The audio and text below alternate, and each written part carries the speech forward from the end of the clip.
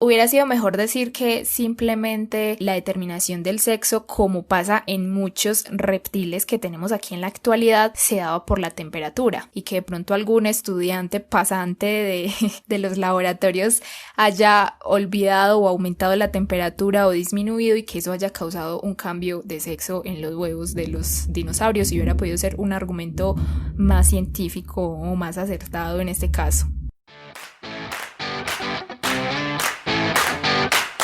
Esto es otro podcast de ciencia. Un podcast donde hablamos de las cosas divertidas, ñoñas, curiosas y a veces controversiales de la ciencia y la naturaleza. Esto es otro podcast de ciencia. Hola, bienvenidos a otro podcast de ciencia. Yo soy Elisa, como siempre estoy con Elizabeth. Hola Eli. Hola. Y les contamos que hoy vamos a hablar de una película que es un clásico de la ciencia ficción, que con solo la palabra dinosaurios ya sabemos de qué película vamos a hablar. Y es que hoy vamos a hablar de Jurassic Park.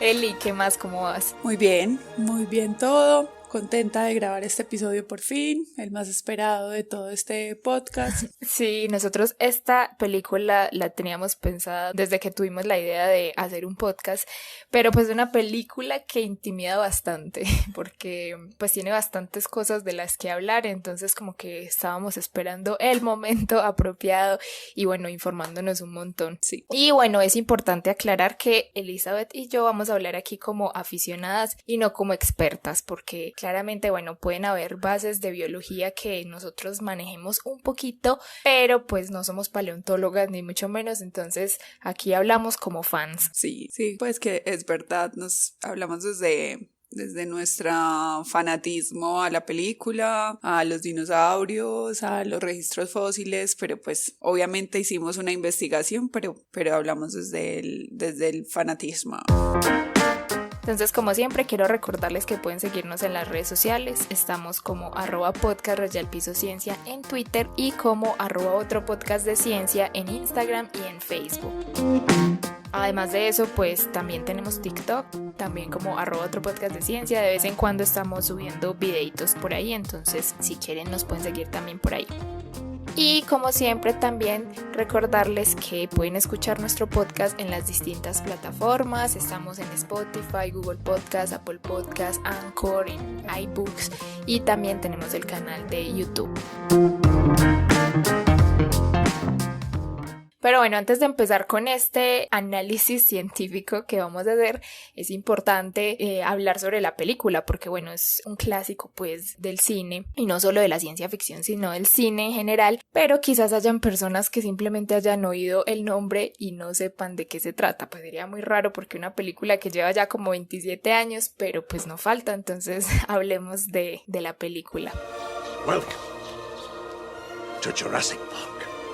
Jurassic Park, o Parque Jurásico en español, es una franquicia literaria, cinematográfica y de videojuegos.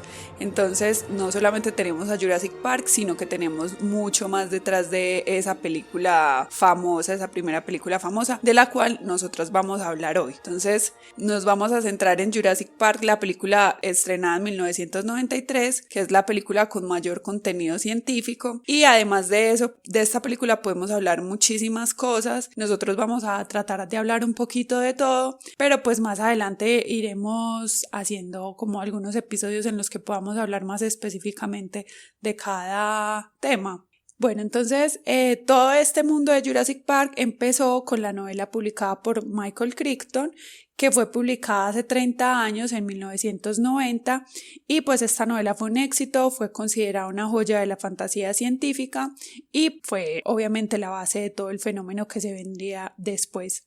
Esta novela él empezó primero a escribir un guión, pero pues terminó escribiendo la novela y antes de ser publicada incluso la novela ya tenía ofertas de diferentes estudios para la adaptación a la película, pero fue Universal Universal Pictures quien consiguió los derechos y contrató a Steven Spielberg, para que la dirigiera. Y pues obviamente él también estaba muy emocionado porque siempre había sido fan de los dinosaurios desde muy niño. Entonces él ya estaba incluso hablando con Michael antes de publicar la novela sobre todo este tema de los dinosaurios. Esta novela tenía un valor, pues ya él tenía un precio por los derechos de $1.5 millones y un porcentaje bastante importante de las ganancias de las posibles adaptaciones que tuviera. Entonces este hombre El negocio, antes de escribirlo, ya lo tenía casi que vendido. Se aseguró el resto de su vida, porque con el éxito que ha sido Jurassic Park, pues bueno, entonces esta película, como decía, fue estrenada en 1993 y básicamente narra las aventuras de un grupo de personas en un parque temático con dinosaurios clonados. Entonces tenemos a un filántropo que es quien creó este parque temático, y este grupo de personas está conformado por un paleontólogo que es el Dr. Alan Grant, una paleobióloga que es Ellie Sattler. Ok. Bueno, entonces el doctor Malcolm, que es un matemático, un abogado que está pues como revisando que el parque sí se puede abrir al público, y los dos nietos del filántropo creador de este parque. ¿Cómo lo hizo? Le enseñaré. Ellos entonces empiezan un recorrido por el parque, pues primero como, este es el parque que hemos creado, aquí tenemos dinosaurios, y luego van al laboratorio donde John Hammond, que es este filántropo, el creador, les explica qué fue lo que ellos hicieron. Entonces, y lo explican con un video súper ilustrativo. Sí. Una cadena de ADN como yo es el prototipo para crear un ser vivo. Y a veces animales que se extinguieron hace millones de años, como los dinosaurios, dejaron sus prototipos para que los encontráramos. Solo había que saber dónde buscar. Bueno, entonces esta película fue rodada en California y en Hawái, aunque el parque se supone que está en una isla en Costa Rica, cerca de Costa Rica. Esta película fue un éxito, obtuvo bastantes premios, más de 20 premios, tuvo 3 premios Oscar, y en el 2018 la Biblioteca del Congreso de Estados Unidos la reconoció por ser cultural, histórica y estéticamente significativa. Sí, además de que los efectos especiales también fue como una cosa impresionante, que usaron efectos que hasta el momento no se habían usado en el cine, que contó con un montón de especialistas de efectos especiales, incluidos algunos que habían trabajado en Star Wars, en otras películas pues que también ya tenían un renombre y una importancia pues a nivel de efectos especiales. Entonces sí, tiene pues como un reconocimiento bastante grande en diferentes aspectos. Sí, incluso trabajó como con una agencia creada por George Lucas. Y bueno, sí, como estabas diciendo, Eli, esta película fue innovadora en la utilización de imágenes creadas en ordenador, que se había utilizado un poco, pero no de la manera que se usó en Jurassic Park, que ya hicieron animales completos. Entonces digamos que esto fue completamente innovador en Jurassic Park, pero pues de ahí en adelante ya sabemos que esto es pan de cada día en el cine. Ya se usa sí, para muchísimas cosas, y obviamente los efectos ahora son aún más increíbles de lo que fueron en ese momento, pero eso debió haber sido un boom poder ver eso. Pero pues además no todos los animales se hicieron así, sino que también se utilizaron animatronics para recrear a los dinosaurios. Uf, impresionante, es el T-Rex, que es gigante, pues una cosa impresionante, pero por eso es que se veían tan reales. Sí. Bueno, entonces hay varios datos curiosos acerca de la película, del elenco. Por ejemplo, Morgan Freeman rechazó una propuesta para ser parte del elenco porque él pensaba que una película con el concepto de dinosaurios sería absurdo. Entonces rechazó, no fue el único que rechazó, pero este es bastante curioso que haya sido por eso, porque Jurassic Park es un sí, éxito. Ajá. Bueno, y parte del equipo se asesoró de científicos para preparar sus personajes, los paleontólogos, el matemático, y la película como tal tuvo un asesor científico que se llama Jack Horner, que es un paleontólogo muy famoso porque él ha descrito diferentes especies de dinosaurios, encontró el registro fósil más grande de Tiranosaurio Rex y además descubrió los primeros lugares de anidación de dinosaurios. Sí, ese Jack Horner es como de los paleontólogos más reconocidos fuera del ámbito científico, porque seguramente dentro de los paleontólogos hay muchísimos que son súper tesos, pero digamos que este Jack Horner es súper reconocido también porque asesoró a Jurassic Park y además de eso él se ha convertido también en un gran divulgador de la paleontología. Sí, pues sí, yo estaba viendo una entrevista de él que decía pues que obviamente él había tratado de que fuera lo más parecido a lo real, pero pues que obviamente había que obviamente también tenía que tener esa parte científica, esa parte de ficción que va en el cine, pero que había tratado de que fuera pues lo más real posible. Para que no se vuelva pues como una película aburrida, o sea, obviamente uno a una película de ciencia ficción no le puede exigir demasiado pues en rigurosidad científica, pero sí, pues la película se dio de hecho varias licencias en la representación de algunos dinosaurios, como por ejemplo los velociraptores, no son tan grandes como los muestran en la película, de hecho son súper chiquitos, o sea, le llegan a uno por ahí a la cintura o más abajo de la cintura, pues lo que se sabe hasta el momento. Entonces ellos se dieron varias licencias, pero se les perdonan. Sí. Bueno, entonces esta película, además de tener una gran influencia en la cultura, pues en muchos sentidos, por la innovación en el cine, por ejemplo, no solamente tuvo una influencia en la cultura, sino que también fue en el campo de la ciencia, porque impulsó el desarrollo de diferentes investigaciones sobre ADN, sobre análisis paleontológico de fósiles, sobre dinosaurios, obviamente. Y pues algo que a mí me parece muy valioso, creo que es de lo más valioso, es que despertó el interés de muchos jóvenes en este mundo de la paleontología y de los dinosaurios. Y yo creo que aún lo sigue despertando. O sea, todavía hay niños que se ven Jurassic Park y empiezan a enamorarse de los dinosaurios y dinosaurios por todos lados y paleontología y demás. Y es que esa es una de las cosas que a mí más me gusta de esta película, y es que es una película que envejeció muy bien, pues porque uno la ve hoy en día y aún la sigue disfrutando. Sí, uno puede ver ciertos efectos que se ven un poquito raritos, pero en general tiene muy buenos efectos, la historia es súper interesante, toca muchísimos temas, no solamente de la ciencia, sino de la ética, de la bioética, de la filosofía, que la hacen muy entretenida y que hoy en día pues uno la puede seguir viendo y entretenerse y seguirse asombrando con las cosas que nos muestra la película. Sí, entonces esa película envejeció muy bien, todavía pues digamos que a mí me encanta igual verla, ahora que la vi para grabar el episodio, la disfruté mucho, pero pues igual tiene otras versiones después que siguen siendo exitosas y la gente sigue yendo a ver Jurassic Park, o sea, todavía igual sigue toda esta secuencia causando interés. Y obviamente pues con la mejora del cine pues uno va encontrando cosas aún más bellas, y aunque ya empieza más en términos de aventura y eso, pues uno todavía encuentra por ahí detalles que ellos, a medida que ha pasado el tiempo y han llegado nuevos descubrimientos, pues ellos han ido aclarando algunas cosas. Las nuevas de Jurassic World, sí. Ya como decía, entonces ellos entraron al laboratorio, les explicaron todo el proceso, demás, de ahí en adelante lo que pasa en la película ya es pura aventura, los dinosaurios se salen de control. En uno de estos videos de te lo resumo, ¿cómo es? ¿Te lo resumo qué? Te lo resumo así nomás. Así nomás, eso. En uno de esos videos vi pues como el de Jurassic Park y decía como que se habían vuelto más inteligentes y habían aprendido a abrir puertas y a mirar por los vidrios y además se habían ensañado con los humanos.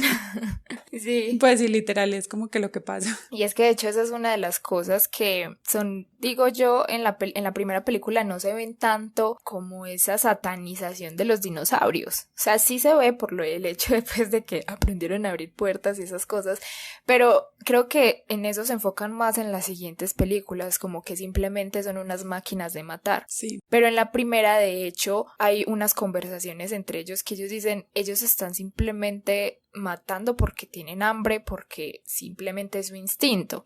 Y en las otras sí se enfocan más en mostrarlos como unos monstruos, pero seguramente es como para hacerlo más entretenido. Sí, no, incluso en esta primera es súper bonito porque uno ve los que no son carnívoros súper tranquis, caminando muy tranquilamente por ahí.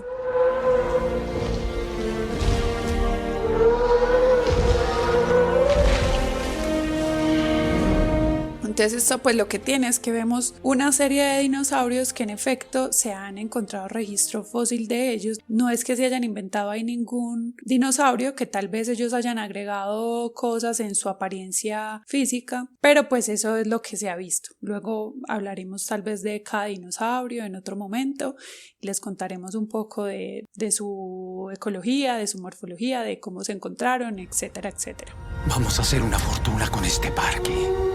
Por último, aunque la película ya nos dejó con ese nombre marcado por siempre, Jurassic Park, los dinosaurios, sobre todo la mayoría de dinosaurios que salen en la película, no vivieron en este tiempo, ¿cierto? Por decirlo así.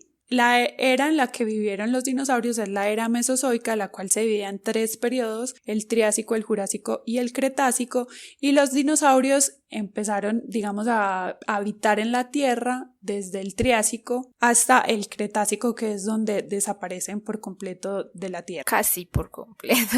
Bueno, casi por completo. Sí, sí. Bueno, en realidad no desaparecen aún, tenemos Sí. dinosaurios, ya vamos a hablar de eso. Bueno, pero digamos que estos grandes dinosaurios. Y en el Jurásico, pues sí, en efecto hay dinosaurios, pero por ejemplo, el más famoso de todos, que es el Tiranosaurio Rex, estuvo en la Tierra realmente en el periodo Cretácico.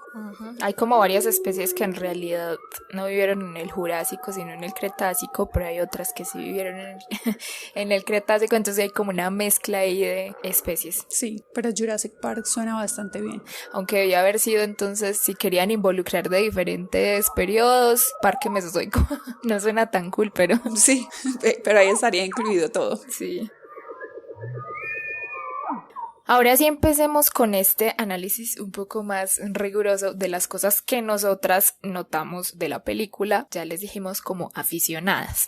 Entonces empecemos por el ambiente. Ellos dicen que están en una isla en Costa Rica, que pues es un ambiente tropical, es cálido, pero entonces, como ya nos había dicho Eli, los dinosaurios vivieron en una era, en la era mesozoica, y en diferentes periodos vivieron distintas especies de dinosaurios, pero el clima en ese entonces pues en la Tierra era bastante diferente.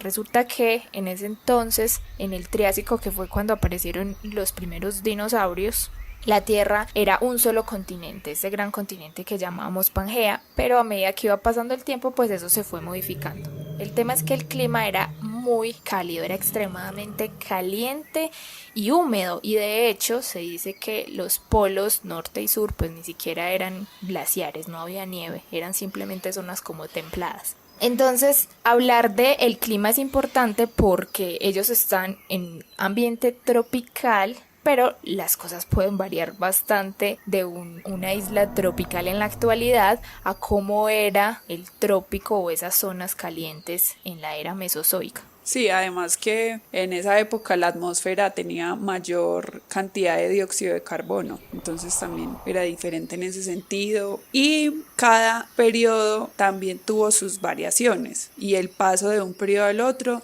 también, digamos, tuvo ciertos cambios. Del Triásico al Jurásico un cambio más fuerte, que es con megavolcanes, y del Jurásico al Cretácico no eran cambios tan fuertes, pero también hubo unos cambios que hicieron que se cambiara la biodiversidad que había en ese momento. Entonces empezaron a aparecer y desaparecer distintas especies, además por todos esos cambios climáticos y geográficos que estaban causando pues como todo este impacto en la Tierra en ese entonces. Entonces es como muy importante saber eso. El ambiente era completamente diferente cuando habitaron estos dinosaurios en la Tierra, y además que no se trata solamente del clima. Entonces se fueron al trópico a hacer la isla y todo lo demás, a llevar allá los dinosaurios, pero pues eso no era lo único que había que tener en cuenta. Entonces había que clonar dinosaurios, pero también había que tener las plantas que existieron en ese momento, porque pues obviamente hay muchos dinosaurios que se alimentan de plantas, entonces esas eran las plantas de las que se alimentaban. O sea, hay que recrear todo un ecosistema en muchísimos sentidos. Y de hecho eso me parece interesante porque en una de mis escenas favoritas de toda la película, que es cuando ellos están en el comedor teniendo esa conversación después de haber hecho el tour, de si realmente esto que están haciendo es correcto desde el punto de vista ético, si jugar con la naturaleza de esa manera pues es apropiado, que es una de las cosas en las que se enfocan y resalta más el doctor Ian Malcolm. Pero además de eso, ahí la doctora Sattler dice algo que es muy importante, y es que dice que ellos están recreando un ecosistema extinto que ellos ni siquiera conocen y no saben cómo controlar. Y una referencia, por ejemplo, a las plantas que se supone que también están clonando, aunque en la película no nos explican cómo, que es cuando ellos ven por primera vez el dinosaurio, que la doctora Sattler está ahí viendo esa hoja como, ¿qué es esto? ¿Qué es? Esto es una planta que se extinguió hace millones de años, ¿qué hace aquí? Y ahí es cuando nadie más le pone atención a la pobre planta porque, boom, un dinosaurio. Pero entonces también es como esa idea de que en la película tratan de enfocarse también en eso, de que los ecosistemas son importantes y que realmente ellos no saben qué es lo que están haciendo, que la doctora Sattler dice, ustedes recrearon un montón de plantas que son venenosas y simplemente las recrearon porque son bonitas, pero en realidad entender un ecosistema que ya se extinguió pues es súper complejo, además de las interacciones que se estarían dando con las especies que se supone que habrían en esta isla en Costa Rica. Nadie pensó en las pobres especies de Costa Rica. O sea, esa isla prácticamente era toda creada de cero. Parece ser. Pero sí, es verdad, nunca nos dicen cómo clonan las plantas. Aunque seguramente en el libro sí lo dicen, no sabemos. Nosotros, como ya dijimos, vamos a enfocarnos en lo que sabemos y lo que vimos pues de la película. La cuestión es que saben ustedes acerca de un ecosistema extinto y por lo tanto ¿cómo asumen que podrán controlarlo? Aquí tienen plantas que son claramente venenosas, las eligieron porque son bonitas, pero son seres agresivos que desconocen en qué siglo están y se defenderán violentamente si es necesario. Entonces, bueno, ya sabemos que el ecosistema, recrearlo es muy complejo y va a ser súper difícil controlarlo por la cantidad de interacciones que pueden haber en un ecosistema, pero bueno, se los pasamos, digamos que sí, que algunos de ellos alcanzan a sobrevivir. Si uno que otro se enferma, pues porque, como nos muestran a este Triceraptor, enfermo pues como por seguramente una intoxicación, pero bueno, digamos que logran controlar el ecosistema y ya tienen como el ecosistema ideal para unos dinosaurios. Lo que sigue es la clonación. Entonces empecemos a hablar de la clonación. Una cadena de ADN como yo es el prototipo para crear un ser vivo. Y a veces animales que se extinguieron hace millones de años, como los dinosaurios. Resulta que cada que uno escucha esa palabra, pues piensa en películas de ciencia ficción en muchas ocasiones, en, no sé, películas como Star Wars, los Stormtroopers, Guerra de Clones, cuando, no sé, clonaron a un humano y cosas así. Entonces todo se ve como muy, muy de ficción, pero en realidad la clonación es un proceso natural y que ocurre incluso en nosotros todo el tiempo. Nuestras células cuando se están dividiendo se dividen por mitosis y de algún modo eso es clonación porque la base de la clonación es que lo que salga de ahí sea genéticamente idéntico. Una célula que se divide en dos es genéticamente a la otra, entonces prácticamente es un clon. Y no solamente eso, pues no yéndonos tanto a nivel celular, sino también de organismos, pues hay muchos organismos que se reproducen por clones y es lo que se conoce como reproducción asexual. Y eso lo hacen muchas plantas. Cuando uno está sacando hijitos de alguna planta, está clonando su propia planta, entonces tiene un ejército de clones que seguramente no es lo que esperarían, pero esos son clones. De hecho, nosotros hablamos un poquito de eso en uno de nuestros episodios de Wild Sex, de el sexo en las plantas. Si quieren vayan y escúchenlo, que está muy chévere. Además de que muchos animales también pueden hacerlo, en su mayoría invertebrados y sobre todo marinos, pero pues también se ve que hay muchos clones de esos por ahí. Pero seguramente ustedes no quieren escuchar de ese tipo de clones, sino de los clones que nos muestran las películas. Y resulta que pues eso también ha sucedido pues en la historia de la humanidad, que es una de las cosas pues locas, lograr clonar animales desde una célula o desde cualquier célula teóricamente, así sea por ejemplo una célula de mi piel, que de una célula de mi piel puedan sacar a otra persona igual a mí. Y eso se logró por primera vez con la famosa oveja Dolly. Entonces, lo que ellos hicieron fue que cogieron una célula que se conoce como célula somática, es decir, que no es sexual y que puede ser de cualquier parte del cuerpo, como les decía. Extrajeron su ADN, cogieron un óvulo, a ese óvulo le quitaron el ADN, o sea, era un óvulo vacío, y le inyectaron ese ADN que había salido de esa otra célula. Luego ese óvulo ya se convierte pues como en un cigoto y lo introducen en una madre gestora, y de ahí salió la oveja Dolly, el primer mamífero clonado de una célula somática.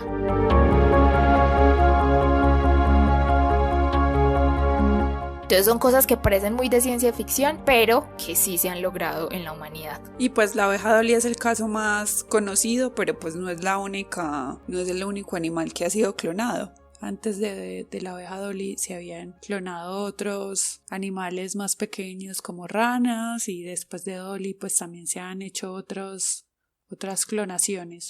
Lo impresionante en esta era que habían logrado por primera vez clonar a un individuo a partir de una célula que pues era, digamos, cualquier otra célula del cuerpo. Entonces eso era lo que lo hacía como muchísimo más llamativo.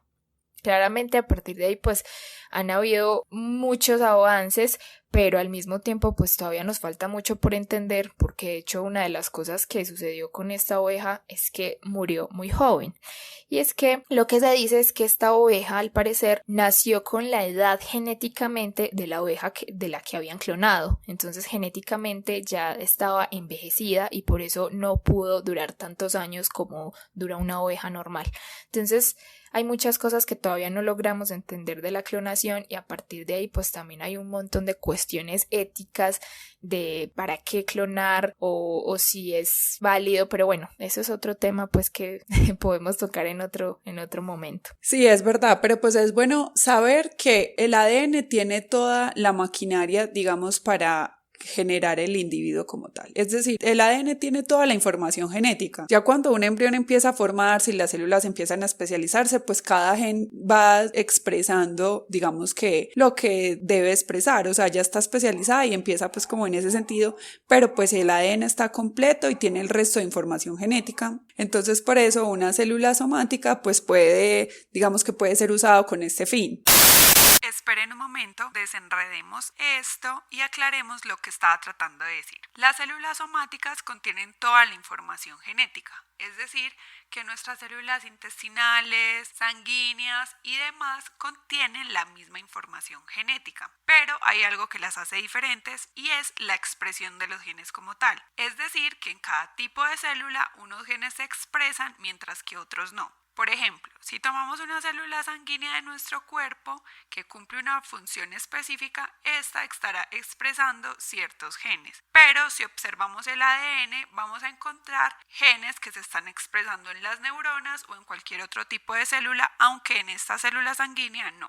Es por esta razón que las células somáticas se pueden usar para la clonación de un individuo genéticamente idéntico. Es como encontrar las instrucciones adecuadas para que eso se dé. Sí.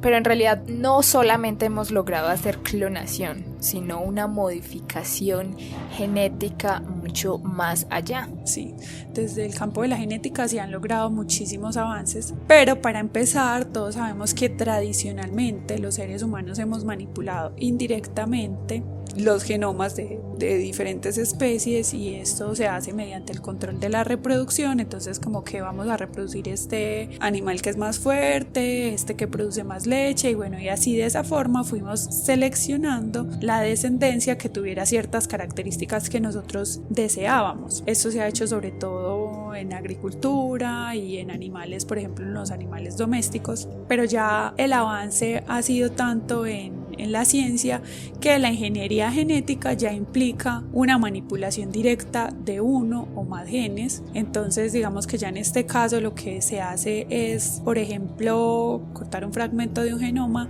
e introducirlo en una especie, en el genoma de otra especie, para ya producir una característica que se desea. Por ejemplo, algunas enfermedades genéticas, que es, pues, a ver como cuál, hay unas que son súper tenaces, que vienen desde los parentales incluso, que solamente se dan por el cambio en una letra del genoma, en una, dos, o sea, es un cambio muy pequeño.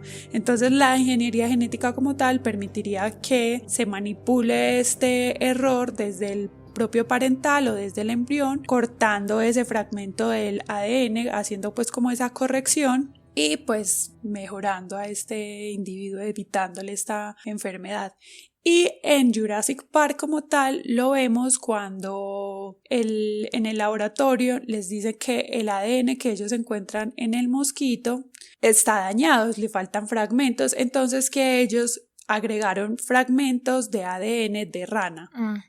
Entonces eso es interesante porque bueno, nosotros en la actualidad hemos logrado un montón de avances desde la ingeniería genética y verlo también reflejado en la película, que de hecho pues en ese entonces habían avances pero no tantos como ahora, de insertar pues como cadenas de ADN de otras especies. Eso es como wow, súper loco, pero entonces es interesante porque en ese caso nuestros dinosaurios de Jurassic Park serían algo así como dinosaurios transgénicos porque tienen modificaciones genéticas. Sí, tendríamos dinosaurios transgénicos, que solo escuchar la palabra transgénicos en algunos ya puede causar pánico. Sí. Ese es un tema chévere que en algún momento tocaremos. Sí, entonces en la película hay pues como una frase que a mí me pareció brutal, que es que el poder genético es la fuerza más increíble que el planeta haya visto, y yo considero que sí, y que en realidad todavía no hemos visto el gran poder que esa manipulación genética puede llevar, porque pues hasta ahora hemos visto muchas cosas. El solo hecho de lo que se ha hecho indirectamente, como decía, que pasamos de un gran lobo a un chihuahua. Sí. Eso ya es en realidad un poder genético que hemos visto, ¿cierto? Y lo que se puede llegar a ver más adelante con el avance en ingeniería genética creo que puede ser, claro está que si no se hace un control adecuado de esta manipulación genética, porque pues obviamente se pueden hacer cosas pues malas, o no sé si malas, pero que no dice qué sentido tiene, en fin. Hay una cuestión ética que ya lo hemos repetido varias veces, pues, pero que es importante también tener en cuenta, si todavía nos falta mucho por entender acerca del ADN, que es la molécula que permite que estemos acá, pues que es tan poderosa. Es que no ve el peligro inherente en lo que ha creado. El poder genético es la mayor fuerza del planeta y lo esgrime como un niño que encontró el revólver de su padre. Entonces ya sabemos que pues sí se puede clonar. Entonces de algún modo ya tenemos lo primero chuleado. Ya sabemos que es posible, que se ha logrado hasta el momento, que es muy cuestionable. Hasta el momento no se han clonado humanos. Seguramente va a ser muy difícil llegar allá por muchas cuestiones éticas, pero sabemos que es posible. Ahora, pensemos si es posible clonar dinosaurios y mucho más con la lógica de Jurassic. Entonces empecemos. Ellos en la película muestran que encontraron unos mosquitos fosilizados en ámbar y que casualmente esos mosquitos habían chupado la sangre de unos dinosaurios y que eso se había conservado como tal dentro de esta resina fosilizada. Utilizando técnicas muy avanzadas, extrajeron la sangre conservada dentro del mosquito y ¡lotería! ADN de dinosaurio. Entonces empecemos por ahí porque de hecho sí se han encontrado insectos fosilizados en ámbar, eso es un hecho, y se han encontrado de hecho muchos otros tipos de insectos y artrópodos fosilizados, pero hablar de que sea posible que ellos conserven en su estómago ADN de dinosaurio o sangre de dinosaurio, pues ahí la cosa es mucho más cuestionable. Incluso ellos en la película dicen cómo pasa eso, ¿cierto? O sea, que sí es posible que un mosquito se quede atrapado en una gota de savia de una planta y luego se fosiliza y todo lo demás. ¿Cierto que ellos mencionan eso? Sí, ajá. Porque a mí eso me parece súper interesante. Qué casualidad que justamente en el momento que el árbol está produciendo estas secreciones, pues como en su tallo, un insecto se quede ahí atrapado, pues o algo, se quede ahí atrapado. Es como que qué casualidad. Y pasa muchísimo, o sea, hay demasiados restos fósiles en ámbar y de diferentes especies, como ya habías dicho.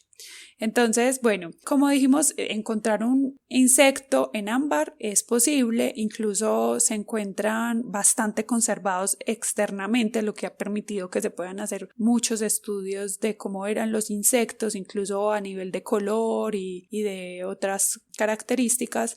Pero internamente no se conservan tanto, internamente esto no pasa y lo más importante de todo es que al igual que nosotros, pues los mosquitos también metabolizan su alimento, entonces pues si picó a un dinosaurio lo más seguro es que inmediatamente empezara a metabolizar su sangre, entonces pues tendría que ser que el mosquito lo picó y pues 2 segundos después ya estaba atrapado y aún así porque pues el sistema digestivo seguirá metabolizando. Sobre todo porque va a ser una muerte lenta, sí. Porque va a irse como asfixiando, entonces una muerte lenta, su metabolismo va a seguir funcionando, entonces muy posiblemente también se va a degradar todo lo que tenga en su estómago. Y además de eso, que el paso del tiempo pues no perdona y no nos olvidemos que estos son millones de años. Entonces es muy loco pensar que una molécula pueda conservarse tanto tiempo y sobre todo pues como en el estómago de un mosquito, porque pues uno diría no, lograron sacar algo de sangre dentro del mosquito o algunas moléculas dentro del mosquito, lo más seguro es que al clonar eso lo que le salgan son puros mosquitos y no dinosaurios como querían. Sí. No, y además a mí me parece bastante particular que ellos, pues en la película es como que encontraron el mosquito e inmediatamente son como que súper felices, como que este es el mosquito que llevamos buscando por siempre, es como que si ya supieran que ahí había sangre de dinosaurio. Ellos ni siquiera hicieron pruebas, ellos vieron el mosquito y ya sabían. Y lo otro es que el mosquito prácticamente había mordido a todos los dinosaurios que existieron, entonces él incluso estuvo en todos los periodos y mordió todos los dinosaurios existentes en la historia. Sí, o suponiendo pues que encontraron una mina de ámbar con muchos mosquitos de todas esas eras, pues también sería sí. Como una gran casualidad, pero además de eso que ellos suponen una relación de parásito hospedero que pues no es tan obvia, pues sí, a nosotros y a muchos otros animales de la actualidad pues tienen ese tipo de relaciones de que los pican mosquitos o garrapatas, otro tipo de bichos, pero pues suponer que un mosquito al igual que a nosotros los mamíferos pues pican a los dinosaurios es como pues quién sabe. Sí. Pero una cosa interesante es que hace poco se encontró un fósil en ámbar de una garrapata. Y parecía ser que esa garrapata sí tenía una relación con algún dinosaurio porque se encontró junto a una estructura de uno de esos dinosaurios y además de eso se encontraba completamente inflada, dando a entender que había chupado sangre de dinosaurio. Entonces es como súper loco pensar que en la actualidad pudimos encontrar algo muy parecido a lo que encontraron ellos en la película, pero pues desafortunadamente dentro de esa garrapata ya no había nada, simplemente se sabía que había chupado sangre porque las garrapatas se inflan un montón cuando chupas sangre y quedó así fosilizada, pero pues obviamente en su interior ya todo se había degradado. Sí. Ay no, seguramente la felicidad de vamos a poder hacer Jurassic Park realidad y luego no lo vamos a poder hacer. Yo también vi pues que se había fosilizado, pues que encontraron un fósil de una cola de dinosaurio como con sus parásitos en ámbar, pero pues no había nada de eso de que lo pudo haber mordido y eso no vi. Y es que es interesante porque pues uno diría, no, una cola de dinosaurio, ya con eso tenemos todo, ¿no? Pues seguramente ahí va a haber ADN, pero no, porque el ADN pues es una molécula que no va a durar millones de años ahí fosilizada, y eso es interesante porque durante mucho tiempo se creyó que el ADN podría conservarse, o al menos fragmentos de él, hasta 40.000 o 50.000 años de antigüedad, pero nosotros hablando de dinosaurios estamos hablando de 65 millones de años o hasta mucho más.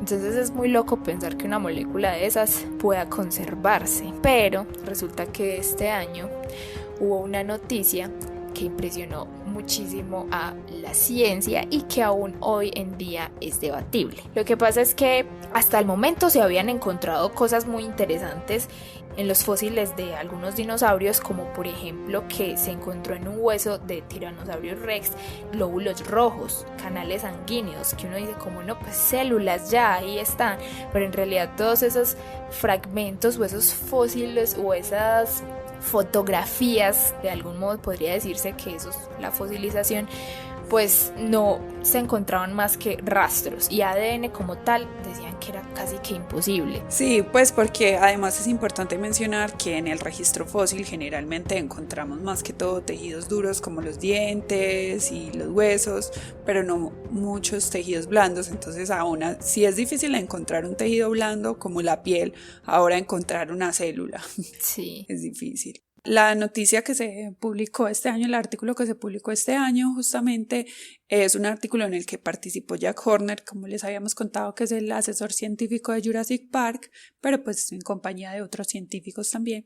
En este artículo ellos cuentan que encontraron evidencia de proteínas, de cromosomas y de marcadores químicos de ADN en un cartílago de dinosaurio y que estaba pues muy bien conservado. Entonces ellos básicamente encontraron trazas de ADN. Y con este artículo pues ellos dicen que parece que una parte del ADN sí sobrevive tras pues millones de años, pero que todavía sigue siendo algo muy controversial, como decía Elisa.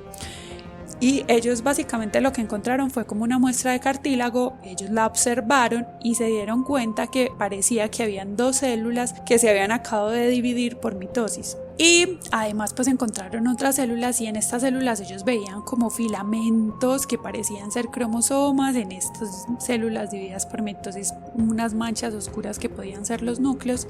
Entonces ellos con tinciones, pues como con unos marcadores que se unen a partes específicas en las moléculas, ellos encontraron que en realidad sí era ADN, o sea, ellos lo marcaron con tinción específica para cartílago y específica para ADN, entonces como sí es cartílago y luego como sí es ADN, y justamente estos marcadores fueron en el sitio donde debía estar pues como el núcleo, en lo que ellos decían que era el núcleo.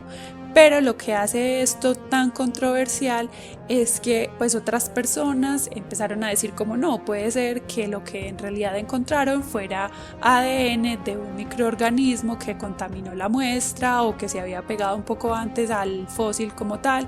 Entonces digamos que todavía sigue siendo algo como debatible. Bastante controversial. Lo que ellos decían también era que pues sería muy muy casual que los microorganismos se hayan ubicado justo como en el núcleo de las células donde ellos encontraron esos rastros de ADN, pero es súper loco, ¿no? Como que este año 2020 se encontró por primera vez ADN de dinosaurio. Estamos tan cerca de Jurassic Park. Sí. Pues eso es una cosa muy cuestionable, porque lo que ellos encontraron, siendo pues que se acepte que sí es ADN de dinosaurio, son pues unas trazas, pues prácticamente unas cosas diminutas, unas pequeñas lineecillas de ADN que lo más seguro es que no sea suficiente para clonar dinosaurios de la manera en que lo hacen en la película. Pues seguramente tendrían que unir fragmentos de ADN y ahí vamos al tema de que es muy raro que hayan utilizado un anfibio. Sí. Sabiendo que... Porque, exacto, es como que qué discusión habrán tenido todos estos ingenieros genéticos para haber decidido usar un anfibio y no un animal más cercano a los dinosaurios como lo son las aves, o incluso, no sé, un reptil, si es que no estaban tan de acuerdo con la teoría de que los dinosaurios y las aves son hermanos, pues. Sí. Bueno, entonces ya sabemos que sí se puede clonar, ya hemos llegado a un poquito de ADN, pero la otra cuestión es en dónde se insertaría este ADN. Exacto, porque de hecho eso es una cosa que no dicen en la película, no sé si de pronto en el libro no mencionan cuál es el óvulo que usaron, un huevo de avestruz o un huevo de cocodrilo, no dicen, pero eso es otra cosa importante que se debe tener en cuenta, que cuando uno tiene el ADN pues debe tener un óvulo al que insertárselo, y eso no es algo que se aclare mucho, porque usan como ADN de rana, pero entonces el óvulo no puede ser de rana porque los óvulos de las ranas son muy diferentes a lo que serían los óvulos de un dinosaurio o de un ave o de un reptil. Sí. Entonces nosotros suponemos que fue como en un avestruz, digamos que fue en un huevo de avestruz. Es posible que haya sido en un huevo de un avestruz, sí, pero quedaremos con esa incógnita por siempre, supongo yo. Porque esto en realidad es muy importante y eso nos lleva pues como al hecho de que si se ha tratado de clonar especies extintas, de traer a la vida especies extintas diferentes a los dinosaurios. Y en realidad sí se ha hecho, y esto se ha hecho, pues uno de los casos más famosos del que más se habla de traer especies extintas es el del mamut, y pues el mamut no lleva tanto tiempo extinto. Sí, no lleva tanto tiempo extinto. Entonces, pues además se ha encontrado esta especie más registro fósil, pues sí se ha podido encontrar piel, además porque el mamut se ha encontrado congelado, entonces por eso pues como que se ha encontrado mayor. Súper conservado. Entonces, además, pues tiene especies más cercanas, pues con las que comparte un mayor porcentaje, como por ejemplo los elefantes. Entonces, digamos que ponerlo en un embrión de elefante podría ser más fácil, pero pues hasta ahora tampoco es que se haya logrado clonar un mamut. Y además del mamut, también se pudo clonar una subespecie de la cabra montés, Capra pirenaica, que pues se ha creído que es una especie diferente, pero pues no sigue todavía como subespecie. Resulta que esta cabra estaba en peligro crítico de extinción, la hibridación natural no funcionó, quedaba solamente un individuo en España, una hembra, y pues de este individuo tomaron células, las células somáticas, las cultivaron y las conservaron en nitrógeno líquido para pues luego intentar la clonación. Entonces este individuo falleció, después pues de un tiempo se logró pues como financiar el proyecto y empezar con la clonación de esta especie. Fue todo un proceso, pues, y todo ese tema de la clonación, como ya dijimos, es bastante complicado, pero bueno, entonces se hizo pues como también en otra especie de cabra, pues se introdujo en óvulo de otra especie de cabra y básicamente se hicieron 2 experimentos. El primero, se inyectaron 54 embriones en 13 receptores, de los cuales solamente 2 estaciones llegaron como hacia la mitad. Bueno, el caso es que no llegaron al final. Y en el segundo experimento se inyectaron 154 embriones en 44 receptoras y solamente uno terminó, nació y a los pocos minutos falleció. Entonces recuperaron una especie extinta y se volvió a extinguir de una. Pero eso es interesante porque nos da a entender de que es posible traer especies que se han extinto y que en muchas ocasiones son por causa nuestra, ¿no? En este momento sabemos que estamos en una crisis en donde se están extinguiendo un montón de especies importantísimas y todo es por causa de nuestra actividad. Entonces, saber que eso es posible, que todavía nos falta mucho por entender, pero saber que es posible es bastante interesante. Sí, es muy interesante y ahí vemos en realidad que se necesita mucho para que pueda pasar, porque pues había una especie similar, habían pues células muy bien conservadas, eso además pues es un avance muy importante porque se dieron cuenta que esas células se podían conservar, pues que seguían vivas si se congelaban en nitrógeno líquido. Entonces como que eso fue un avance en ese sentido, pero como decía, pues traer esa especie fue complicado, aún así teniendo ADN, teniendo células, teniendo una especie similar. Uh-huh. Entonces sabemos que es posible la clonación, pero otra cosa de la que no hemos hablado es que aún siendo clonación, que ya dijimos que la base de la clonación es que sean genéticamente idénticos, los individuos realmente no son idénticos como tal. Y eso es una cosa que pasa, por ejemplo, con los gemelos, que estos gemelos que salen de un mismo óvulo, que es un óvulo que se divide, los que llaman gemelos espejo o gemelos idénticos, que son genéticamente idénticos realmente no lo son tanto. Resulta que no son genéticamente idénticos. Corrección. Son genéticamente iguales, pero la expresión de los genes puede variar. Y es que algunos factores pueden generar cambios en la expresión del gen, aunque no generen una alteración del ADN como tal. Porque hay otros factores que influyen en el fenotipo como tal, es decir, que factores ambientales pueden influenciar la expresión de un gen. Entonces, en el caso de los gemelos idénticos, esto se ve sobre todo cuando los gemelos son separados y viven en ambientes completamente distintos. Ahí es cuando uno empieza a ver mayor diferencia. Entonces, esto pasa con nosotros también, con todos. Hay factores ambientales que influyen en nuestra genética. Eso incluso puede ser la alimentación. O sea, no es solo como que el clima, la forma en la que estuvimos, digamos, dentro de nuestras madres, o la forma en la que está el huevo, que a una temperatura, sino que hay factores como la alimentación que hace que estos individuos cambien. Entonces, si tuviéramos el ADN de un dinosaurio, posiblemente no tendríamos el mismo dinosaurio de hace millones de años, porque el ambiente de la Tierra, como ya habíamos dicho, era completamente diferente al que es ahora. Y eso nos lleva entonces a hablar sobre la apariencia de los dinosaurios.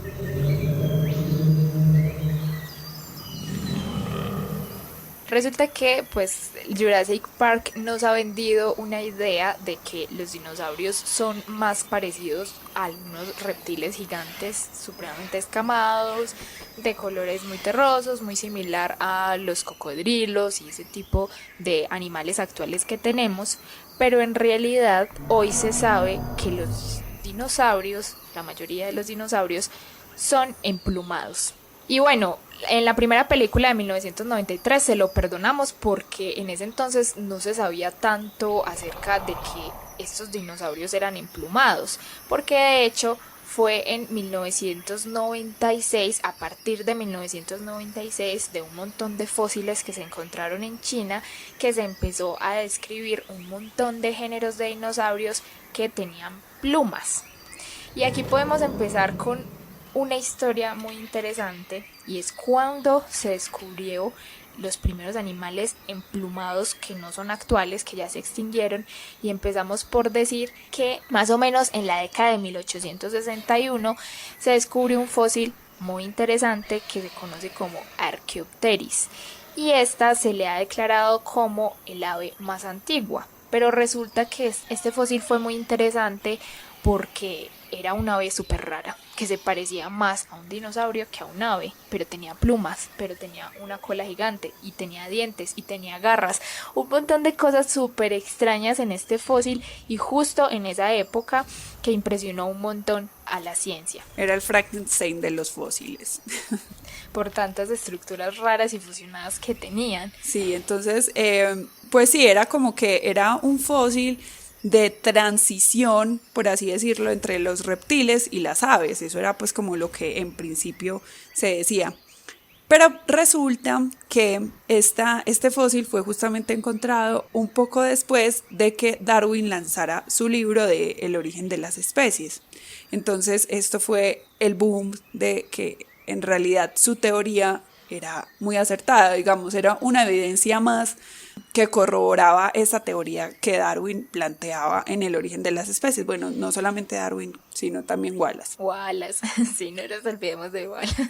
Entonces resulta que pues Darwin, después de que se halló este fósil, empezó a utilizar pues en nuevas ediciones del origen de las especies, agregó este registro. Y fue Thomas Henry Huxley que se hacía llamar como el bulldog de Darwin. O sea, esto es increíble porque él defendía así de manera implacable la teoría de Darwin. Entonces él pues estaba de acuerdo con que Archaeopteryx pues era un fósil de transición que conectaba a los reptiles y a las aves, pero él decidió ir un poco más allá, como que bueno, y empezó a comparar pues con otros fósiles, entre esos el de un dinosaurio pequeño, un carnívoro, llamado Compsognathus, y ahí él propuso una nueva idea que fue tan revolucionaria como el origen de las especies, creo yo, y era que las aves descendían de los dinosaurios. Él encontró muchas similitudes entre ese dinosaurio y Archaeopteryx y dijo no, definitivamente las aves descienden de los dinosaurios. Entonces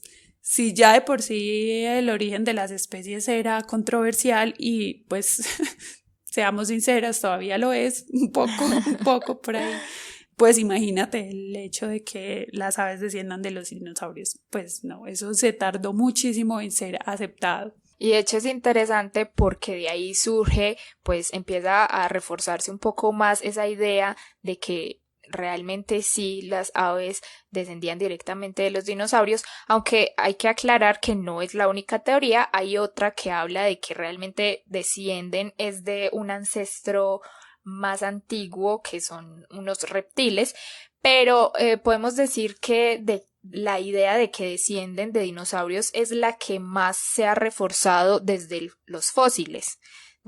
Pues tiene como más evidencia de fósiles y es la que ha estado más reforzada en los últimos años, pero pues cabe aclarar que también hay otra teoría, aunque nosotros vamos a hablar más que todo es con esta idea de que descienden de los dinosaurios.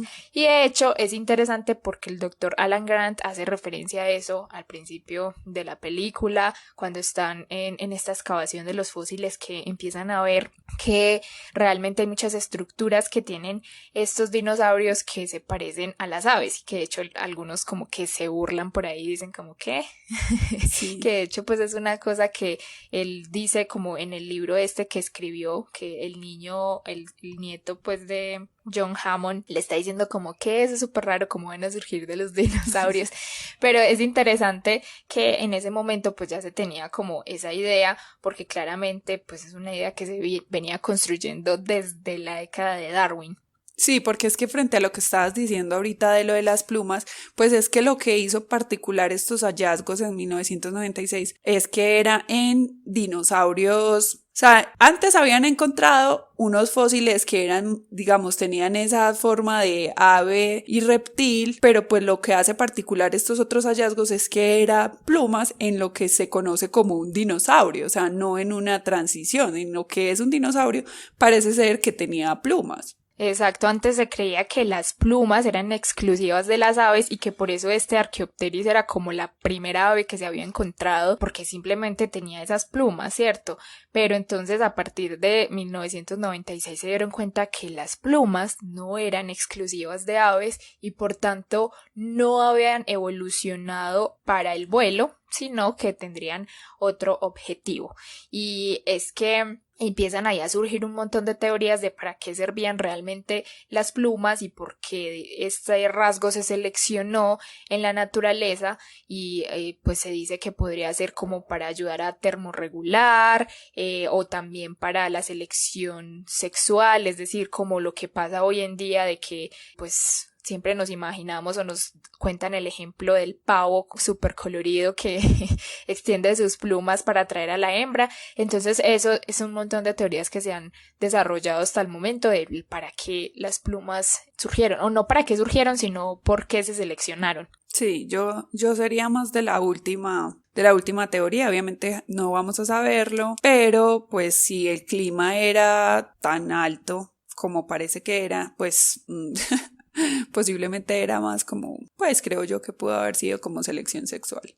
Sí, uno podría decir que también dependiendo de las latitudes en las que estuvieran los dinosaurios, bueno, no tenemos mucho conocimiento acerca de eso, pero tal vez hayan buenas teorías que refuercen la parte de la termorregulación, pero bueno, sí, habría que leer más. Hay una frase muy famosa que es que nada tiene sentido en la biología si no es a la luz de la evolución. Entonces, pues ahí vamos explicando un montón o tratando de entender un montón de cosas con respecto a las aves actuales y si descienden de los dinosaurios y todo lo demás. Entonces, por ejemplo, en el caso de las plumas, en las aves actuales se ha observado unas fases de desarrollo y pues básicamente como si estuviéramos dibujando y siempre siguiéramos el mismo patrón, pues estas plumas siempre siguen el mismo patrón de desarrollo pues hasta llegar a la pluma asimétrica que tienen pues las aves. Y resulta que se han encontrado fósiles con plumas en esos diferentes estadios de formación. Entonces esto quiere decir que en realidad pues hay ese proceso de desarrollo de las plumas en el registro fósil, que es el que ahora se obtiene en una sola ave. Es algo así como que la biología del desarrollo nos está contando también la historia de la evolución, porque entonces uno ve un polluelo, tiene, pues los que han tenido la oportunidad de ver polluelos, las plumitas son súper algodonosas, no tienen la misma estructura de una pluma de un adulto que es gruesa, que es firme. Entonces eso es lo que nos cuentan también, que posiblemente las primeras plumas que surgieron eran un poco más algodonosas, menos rígidas, como lo son las de las plumas pues de los adultos y de las aves actuales. Y bueno, también es muy importante decir que ya medio habías hablado de eso, y es que al principio pues el doctor Alan Grant, él hace mención de algunas cosas por las que ese dinosaurio, ese registro fósil que ellos encuentran, tiene unas similitudes con las aves. Entonces, pues las plumas es, digamos que algo que ha dado bastante valor a esta teoría, pero las aves no tienen en común solamente esto con los dinosaurios. O sea, hay otros factores, que uno que menciona creo que es un hueso de media luna que tienen como la muñeca, ¿cierto? Sí. Que, por ejemplo, ese hueso fue clave para el aleteo en las aves. También el hecho de que las aves y los dinosaurios tenían los huesos huecos, a diferencia de nosotros que tenemos huesos más densos, ellos tenían huesos huecos que hace que sean, digamos, un poco más livianas, y estos huecos básicamente tienen unos sacos aéreos por el que hay un flujo de aire constante. O sea que esto es importante en el proceso de respiración de las aves y seguramente de los dinosaurios. Pues ellas no respiran, pues respiran igual que nosotros con los pulmones, pero pues esto también es importante en el proceso de respiración de ellas como tal, y es bueno para esos metabolismos tan rápidos que tienen las aves.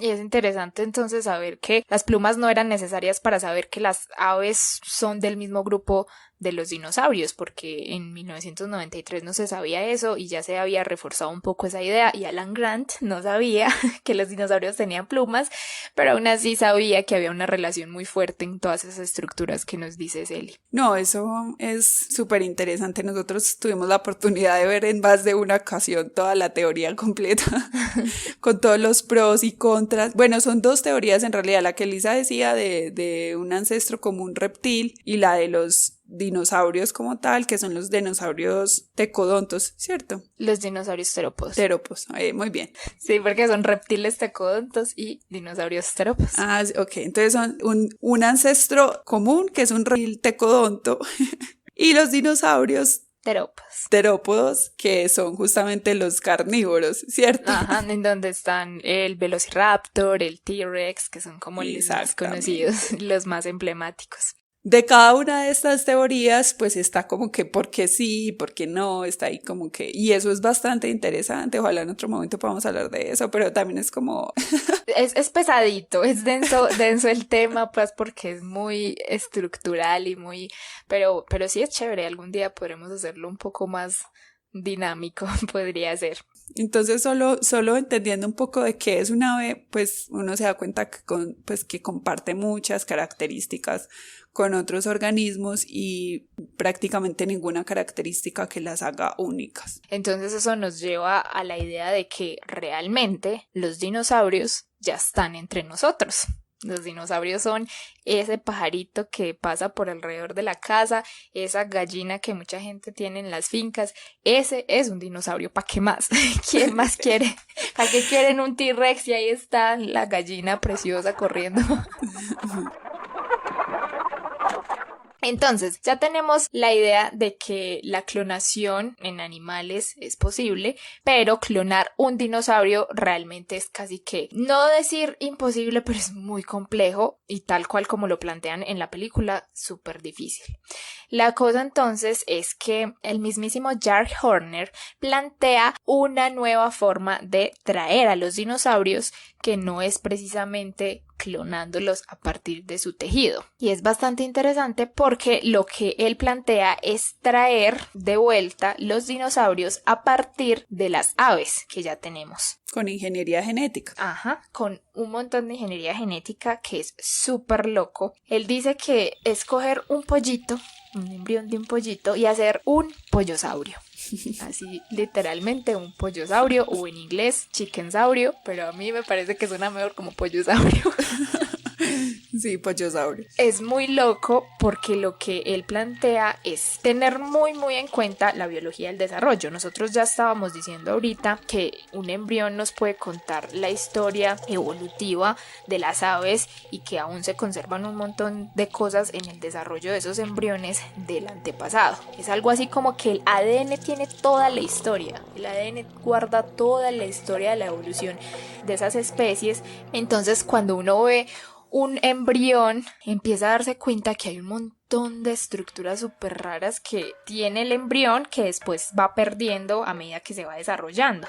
Entonces la idea que tiene Jack Horner con su gran laboratorio y un montón de ingenieros genéticos y biólogos, supongo, y paleontólogos y bueno, expertos, es conocer cuáles son esos genes que están permitiendo que el ave se convierta en lo que es un ave y que pierda todas esas estructuras que antes tenía. Entonces la cola, los dientes, las garras, y lo que ellos quieren es prender y apagar esos genes para poder desarrollar un pollosaurio.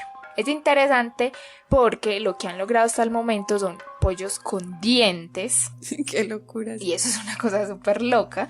Y lo que quieren lograr es convertir lo que son las alas, porque si ustedes ven el hueso del ala de un ave, pues están fusionados. Lo que quieren es separar de nuevo esos dedos para que se conviertan en las largas garras que tienen los dinosaurios, o al mismo tiempo también formar la cola, que pues en las aves la cola ya está reducida en cuanto a huesos, pues es lo que se conoce como el pigostilo. Son un montón de vértebras fusionadas. Lo que ellos quieren hacer es que no se dé esa fusión de vértebras, sino que se conserven la cola, pues las vértebras de la cola, y así convertir pues como un pollo en un dinosaurio.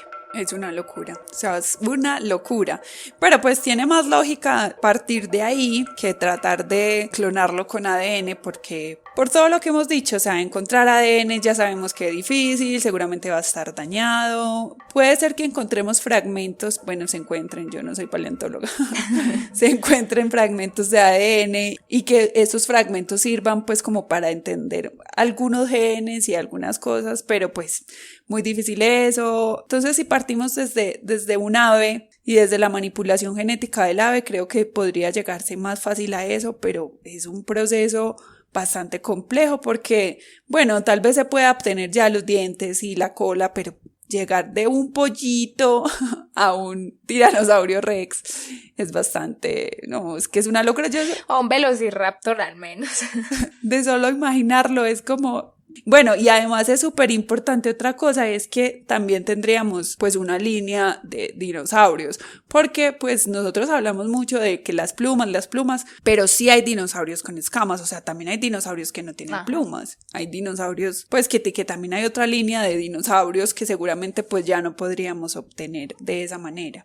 Por ejemplo, los hermosos de cuello largo, los saurópodos, ellos no eran emplumados porque pertenecían a un grupo, no son dinosaurios terópodos, sino que pertenecen a otro grupo. Entonces, sí, claramente van a haber un montón de dinosaurios que no podríamos obtener.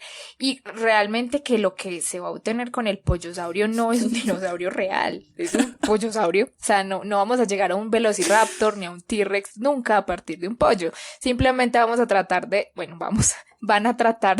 No, ahí sí podrías estar. O sea, una bióloga que termina en el laboratorio de Jack Horner haciendo experimentos de pollos. Imagínate, sí, de biología del desarrollo, sí. Pero sí, o sea, nunca se va a recuperar un velociraptor, sino que simplemente va a ser un pollo con estructuras que seguramente ya perdió. Entonces, sí, es como esa cuestión de ¿para qué obtener un pollosaurio? Pues Jack Horner dice que eso sirve para entender que la evolución es posible, pues para estudiar evolución, para hablar sobre la biología del desarrollo que cuenta tanta historia y tan impresionante. Entonces que de algún modo eso puede servir como educación, pues como desde el aspecto de la educación puede servir mucho, además de que esos estudios, porque ahí lo que se está haciendo es un montón de estudios genéticos de prender y apagar genes, puede también ayudar a las investigaciones sobre todas estas enfermedades que al principio nos contaba Eli, que enfermedades genéticas que es necesario prender o apagar ciertos genes para que esas enfermedades no se desarrollen. Entonces también es interesante por ese lado, pero pues está ahí la cuestión ética que nunca puede faltar de el para qué, pues no sé. Sí, no, y además que si toda esta información empieza a llegar a muchas personas que no tienen tanto problema con eso, con esa parte ética, pues porque digamos a uno sí se pregunta qué sentido tiene, para qué, y bueno, pues nosotros como científicas tal vez digamos como sí, qué bueno llegar a esto, en fin, pero entonces nos ponemos a pensar, listo, la enfermedad, se logró combatir esta enfermedad, eso es muy valioso, súper importante, ojalá se pueda, pero también es que en la biología de desarrollo de los humanos, y no solamente de los humanos, de muchas especies, pues también hay muchas cosas que se han perdido y se pueden recuperar. O sea, nosotros también podríamos decir, no, pues entonces vamos a tener una cola, unas garras, en fin, o sea, también podríamos prender y apagar genes y pues crear habilidades y cosas. Pues yo no sé si lleguen a algo así tipo película de ciencia ficción, que sea algo demasiado, pues, el superhéroe. Tipo X-Men, pues. Sí, pues, como que la cosa así a ese nivel, pero pues seguramente sí ciertas habilidades y pues ahí es como que, bueno, o sea, hasta qué punto se puede llegar como a ese avance en la genética y en la manipulación de los genes, del genoma. Entonces ya vamos llegando a la idea de que es posible traer dinosaurios bastante modificados, pero bueno, ahí va llegando nuestro Jurassic Park a la realidad un poco. Entonces, bueno, ya hemos visto que la apariencia de los dinosaurios como nos las muestran en Jurassic Park no es tan así. Realmente hay pues un montón de ficción alrededor, de que ya dijimos que se les puede perdonar en las primeras películas, pero en las otras no tanto porque ya habían pasado buenos años, aunque en Jurassic World se iban a entender que realmente los dinosaurios que ellos trajeron a la vida pues no van a ser nunca como los que fueron en su momento, simplemente porque son dinosaurios que están modificados genéticamente. Pero eso nos lleva entonces a la idea de que la representación de los dinosaurios es una cosa muy loca, y no solo de los dinosaurios, de todos los fósiles pues que hemos encontrado hasta el momento, y es bastante interesante saber cómo hacen los paleontólogos para llegar a lo que uno ve en la imagen, en las representaciones súper coloridas que se pueden llegar pues como a ver como tal. Sí, esto a mí siempre me ha llamado mucho la atención esto, porque es que uno ve un registro fósil y es como, o sea, hay unos en los que es una huella, o sea, hay fragmenticos de huesos, son digamos que muy poco lo que en realidad se pueda encontrar, y luego vemos la representación de la especie y es como wow. Las personas que se encargan de hacer pues como todo esto se conocen como paleoartistas, como de hacer estas representaciones, y lo hacen con todos los datos que tienen, y en base a esto reconstruyen la imagen de lo que pudo haber sido el dinosaurio. Entonces pues ellos tratan de tener la mayor cantidad de información. Entonces ellos pues tratan de tener la mayor cantidad de datos posibles para poder reconstruir eso. Entonces pues como esqueleto, algunos tienen restos de pieles, en fin, como en base a esto hacen la reconstrucción, y lo que no saben pues básicamente se lo inventan. Sí, pues es una cuestión súper compleja porque claramente nunca vamos a saber cómo fueron exactamente. Y pues lo otro que se hace para esas representaciones es que se basan mucho en las especies que tenemos en la actualidad. Por ejemplo, hablemos del caso del tiranosaurio Rex, que es el dinosaurio más famoso de todos. Que en el caso de la postura, por ejemplo, los huesos de la cadera se encuentran dispuestos como en las aves. Y pues en un principio este tiranosaurio Rex pues tenía una postura como la de un canguro, pero luego como analizando en realidad esa posición que tenía, pues esa postura que tenían los huesos de la cadera, se dieron cuenta que él podía estar más horizontal, y pues luego esta representación pasó a ser un poco más horizontal, ¿cierto? En vez de ser como tan vertical, tan levantadito, como tan inclinadito como un canguro. Lo otro que se puede deducir a partir de lo que tenemos en la actualidad es la ecología, de cómo se alimentan. Entonces, por ejemplo, en Tiranosaurio Rex, según como el tamaño, se puede como decir, bueno, ¿qué tanto come? Basándose en la ingesta de otros depredadores depredadores actuales, y pues también que como se sabe que es un depredador, pues los dientes, las garras, o sea, hay como unas características que uno dice, claro, esto tiene que ser que se alimentaba de carne, pues porque uno no es sino ver una vaca y las garras no existentes. Y los dientes, la forma de los dientes, todas esas La forma de los dientes, y claro, o sea, uno ve las paticas de una vaca y ya es como pues, entonces eso ya hace pensar que un animal que tenga algo así similar, pues un animal que tenga unas garras,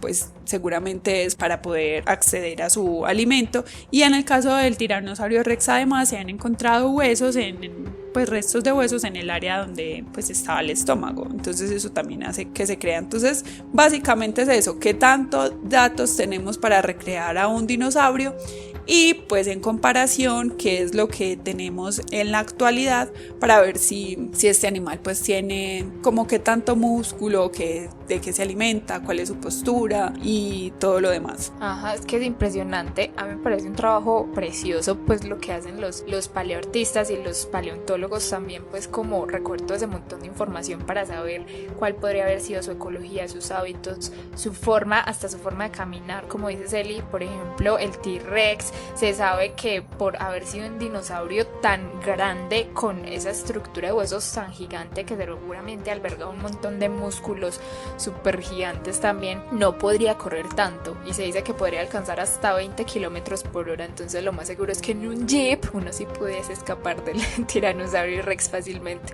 Él no iba a correr tanto pues persiguiendo. Ese es un ejemplo súper bueno para decirlo de la comparación con la actualidad. O sea, no hay un animal pesado de los que son pesados que sean tan rápidos. Puede que sean un poquito rápidos, pero pues que no son así extremadamente rápidos, y pues obviamente son más ligeros de lo que hubiera sido el tiranosaurio rex. Y los animales que son más ligeros, que corren a mayor velocidad, pues son bastante livianos. Sí, exacto. Y hay otro dato interesante, por ejemplo, que fue algo que yo no me había cuestionado en principio con Jurassic Park, alguien fue quien me mencionó, y es el tema de los sonidos.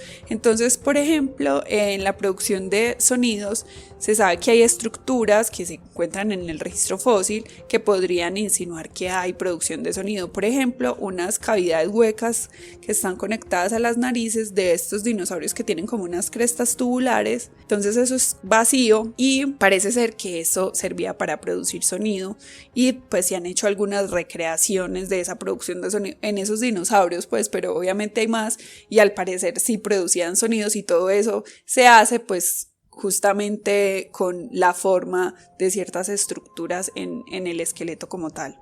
Súper teso, pues súper teso eso, porque es como recrear el sonido bastante impresionante, porque claro, como nos muestran en Jurassic Park, no, unos sonidos tremendamente monstruosos, pero de hecho es interesante porque ellos usaron una mezcla de sonidos de animales que tenemos aquí en la actualidad para recrear esos sonidos. Entonces, por ejemplo, creo que Velociraptor usaban hasta sonidos como de delfines, pero mezclados con aves, mezclados con no sé qué, para hacer como para lograr como esos rugidos, y es súper chistoso, pero sí, pues es muy teso saber que en algún momento podríamos llegar a una medio representación de los sonidos, o no sé, pues puede ser muy loco, pero puede llegar.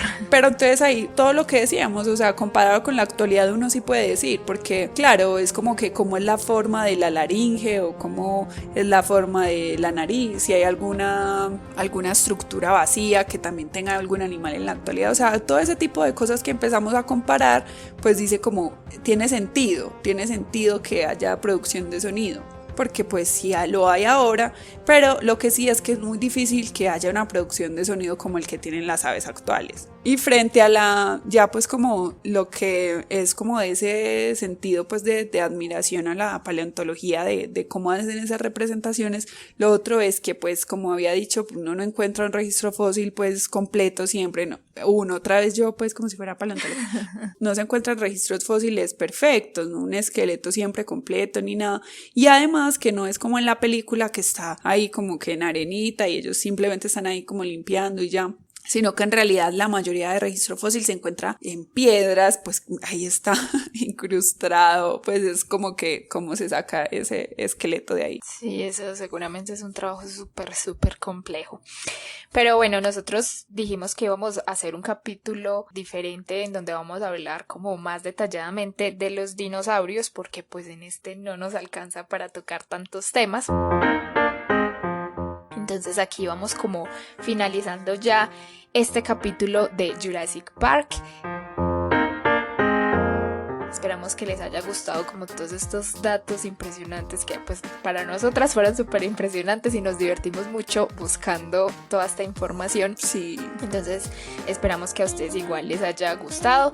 Muchas gracias, Eli, por todos esos datos geniales que nos diste hoy. Sí, además que había muchas cosas que a mí también me habían causado curiosidad, que no me había tomado la molestia de buscar antes y que es como wow. Sí, entonces ya saben, próximamente volveremos con un episodio más de dinosaurios.